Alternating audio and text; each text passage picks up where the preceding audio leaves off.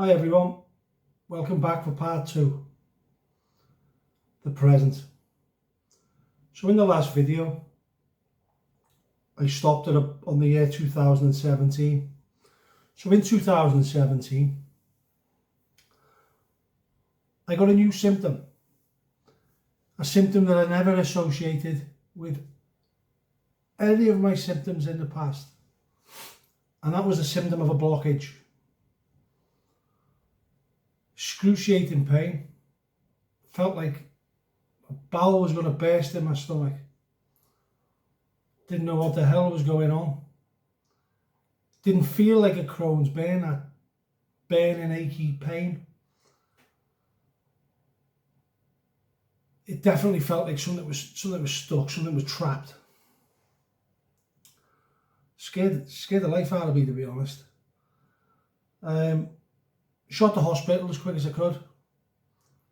They did a quick x-ray. They checked all my vitals. Everything seemed fine. But obviously I was still having this pain.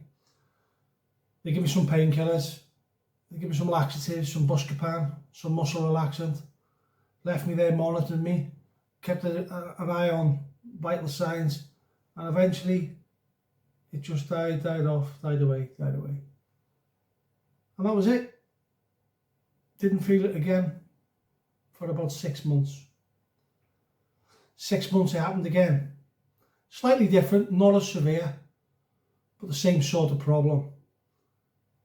I thought, well, I'm not eating nothing different. You know, what's going on? And the only thing I could think of was where I had hernia surgery in the past.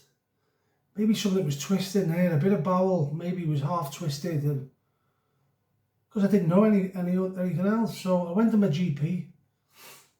My GP referred me to a general surgeon at the hospital. Had a CT scan, showed nothing, no hernias, nothing. Maybe a small, slight patch of Crohn's, but negligible. So I got referred back to the gastroenterology consultant, and he sent me in early 2019. He sent me for a colonoscopy or colonoscopy, and that come back all fine. Nothing there. They could see the remnants of a patch of Crohn's that was active before, but nothing active, nothing major. Up until this point, after the very first 2 episodes, over the 2 years, 2017, 2018, I think I had 3, maybe 4 episodes of this blockage feeling. So forward then, summer 2019, I was on holiday in Portugal, and it happened again, and this time it was quite bad. Ruined my holiday for 2 days. What I used to do when it happened, I just fast. I wouldn't eat nothing. Take some laxatives. Take some painkillers. I couldn't pass wind. I couldn't go to the toilet. I'd feel sick, feel crampy, but eventually it would pass. I then pass wind, pass stools, and it'd be fine. There'd be no. It was just that pain of obstruction. So in my mind, the day before I was on holiday, I was playing with the kids in the swimming pool, and I was trying to teach them how to do the butterfly stroke swimming. And I can't even do the butterfly stroke myself. I was just trying to show off. And I remember my tummy sort of aching when I was working all them core muscles. And I put 2 and 2 together and come up with 10, and I thought, that's it. That's what it is. It's something to do with that hernia, muscles. It's got to be. I just got to have to be careful. And I kind of left it. Then forward to November 2020, possibly 3 of the most challenging months of my life. Obviously we was in lockdown because of COVID-19, and I was still working. The place that I worked still stayed open for work right through the lockdowns, which was nice. Actually, it was quite beneficial for mental health to still be able to, you know, there was a bit of jealousy at first, people saying, oh, I got friends, they've got furlough, blah blah blah. But looking back, it was nice that we was working right through. Yeah, so November 2020, I'm in work. Oh, they come again, this pain. It was a Sunday night, I was on overtime, I remember it quite vividly. And I had this pain, and it was still there, but so I went to work there on the Monday night, and I wasn't feeling too great. Felt more like I had a bit of a flu type symptoms. Now, one thing I'll touch on in one of my videos in the future, we'll have a deep dive into it, we'll have a look, is sepsis. And I never knew till this event, in all the time, I'd never come across it, I'd never seen it, and no one had ever told me about the rigors, which is an early warning sign of a bacterial infection which could cause sepsis. Well, I was driving to work on that Monday night, and these rigors started happening. I started shaking and shaking uncontrollably, could not stop. Got taken to hospital, some blood tests, bacterial infection. Give me some antibiotics for a week, and it cleared up. Now, I had a slight blockage pain at this time, not the major pain that I'd had before, but a slight, in the back, like a sort of background noise feeling of that blockage. And I just didn't put 2 and 2 together and come up with the right answer. I thought, one of them things, I've got a bacterial infection from somewhere, there can be some antibiotics. This thing in the background is to do with the muscles. It's a secondary thing. Pay it no attention. Well, pay it attention, but you know what I mean. Moving from November into December, I then catch COVID. So for 10 days over Christmas, the house is in full lockdown, full isolation. Gets through the 10 days. And then goes back to work in the new year. Goes back into the new year.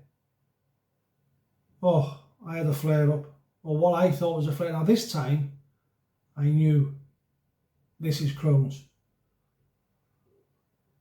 But also, the feeling that I had, which I thought was blockages and whatnot, was there as well. Got taken into hospital. Was in hospital for 3 weeks. And I had CT scan, MRI scan, they discovered I had a perforation in my bowel. When I was in A&E, because I went in the early hours of the morning, when I was in A&E, I'd had the results of the scan. I'd been spoken to by the surgeons. They said, right, we're taking you down for surgery. You're probably going to have, or most definitely going to have, an ileostomy bag. And it'll probably be a ileostomy that you'll be having for the rest of your life. Now, I was a bit devastated, but on the other hand, I'd had experience of having an ileostomy before when I was a lot younger. So I knew what would happen when I come out the other side. The nurses give me some morphine-based painkiller. Knocked me out, fell asleep. When I come round The surgeons who looked at me on that night shift had gone home, and the main gastroenterology surgeon was in the building, an Irishman. Don't know his name, can't remember his name. He was Irish. He come in, he had a chat with me. He said, "You know what?" He said, "I'm going to give you a chance." He said, "Yes, a perforation, but I'm going to give you a chance that we can heal this without surgery." They put me on nil by mouth for 10 days. Pumped me full of every antibiotic, steroid, every drug you can think of. I was constantly on a drip 24/7 of something or other for 10 days. And they did.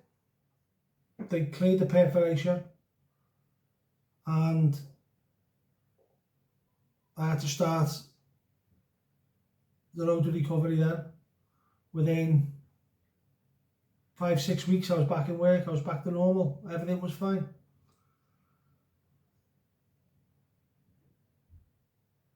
Then follow-ups from January, February 2021 when this happened in hospital, through the follow-ups with gastroenterologists and whatnot, they put me on injections called Amgevita.